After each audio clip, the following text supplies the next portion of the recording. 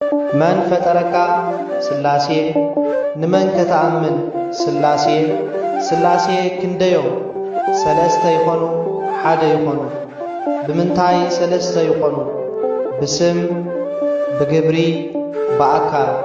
ብምንታይ ከሓደ ይኾኑ ብባህሪ ብስልጣን ብፍቃድ ብመለኮት እንታይ ከስሞም አብ ወልድ መንፈስ ቅዱስ እንታይ ከግብሮም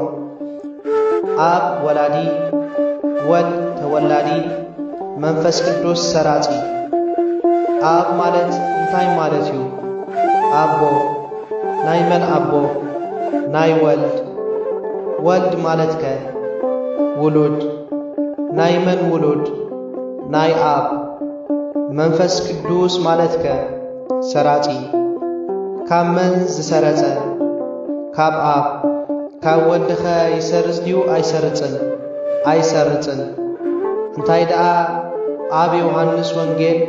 ኣብ 16 ምዕራፍ ብ15 ቁጽሪ እምዚኣየ ይነስእ ዝብል እሞ ይሰርጽ ዶ ኢሉ ቃል ይነስእ እምኔየ ዝበለ እምበር ቃል ከ ኣበይ ኢሉ ይነስእ እምኔየ ዶ ስቕ ኢሉ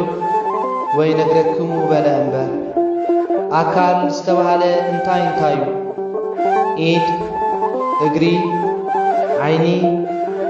እዝኒ ስኒ አፍ አንፍ ካብ ጸጉሪ ርእሲ ኣትሒዙ ክሳብ ጽፍሪ እግሪ ንአብ ፍጹም ገጽ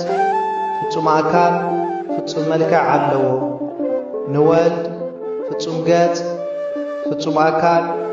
ፍጹም መልክዕ ኣለዎ ንመንፈስ ቅዱስ ፍጹም ገጽ ፍጹም አካል ፍጹም መልክዕ ኣለዎ